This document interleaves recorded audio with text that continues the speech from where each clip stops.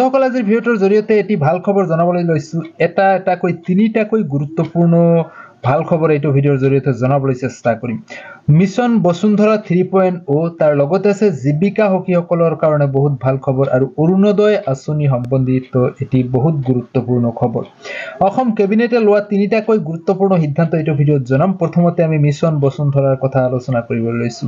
mission বসুন্ধৰা 3.0 প্ৰতিজন দুখীয়া জনসাধাৰণৰ বাবে লৈ আহিছে এটি ভাল খবৰ 2 অক্টোবৰৰ পৰা লাগু হ'ব এইটো আৰু নতুন সিদ্ধান্তত কি লোৱা হৈছে অসমৰ মাননীয় মুখ্যমন্ত্ৰী মহোদয়ৰ মুখৰ পৰা আমি যোৱা কেবিনেটৰ সিদ্ধান্তখিনি আপোনালোকক শুনাবলৈ চেষ্টা কৰিম মিছন বসুন্ধৰা 2ৰ সময়ত গুৱাহাটীত আমি আবলটন কৰা মাটি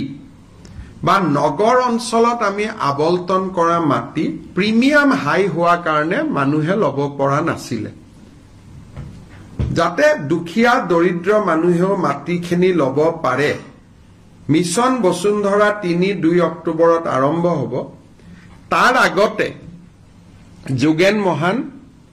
আৰু অশোক সিংহালৰ নেতৃত্বত আমি এখন কমিটি কৰি দিছো তেওঁলোকে যাতে দৰিদ্ৰ আৰু মধ্যবিত্ত মানুহে প্ৰিমিয়াম দিব পৰাকৈ গুৱাহাটীৰ মাটিৰ দামখিনি ধাৰ্য কৰে দ্বিতীয়টো খবৰ লৈ আহিলো জীৱিকা হকিসকলৰ বাবে অতিকে ভাল খবৰ কেবিনেটত লোৱা হৈছে সিদ্ধান্ত অসমত জীৱিকা হকিসকলৰ 5242টা স্কুটি বিতৰণ কৰা হ'ব অসমৰ কেবিনেটত এই সিদ্ধান্ত ইতিমধ্যে গ্ৰহণ কৰা হৈছে অসমৰ মাননীয় মুখ্যমন্ত্ৰী মুখৰ পৰা আমি এই সিদ্ধান্তটো আপোনালোকক শুনাবলৈ চেষ্টা কৰিম তো আহকচোন স্কুটি বিতৰণৰ বিষয়ে কি ক'লে অসমৰ মাননীয় মুখ্যমন্ত্ৰী মহোদয় জীৱিকা হকি বাইদেউসকল আছে কিছু জীৱিকা সখী 5242 গৰাকী বাইদেৱে স্কুটি পোৱা নাছিল তেওঁলোকক আমি একোখনকৈ স্কুটি দিবৰ বাবে সিদ্ধান্ত গ্ৰহণ কৰিছো তৃতীয় ভাল খবৰটো অসমৰ কেবিনেটত লোৱা তৃতীয়টো ভাল সিদ্ধান্ত হ'ল অৰুণোদয় আঁচনি সম্পৰ্কিত প্ৰতিটো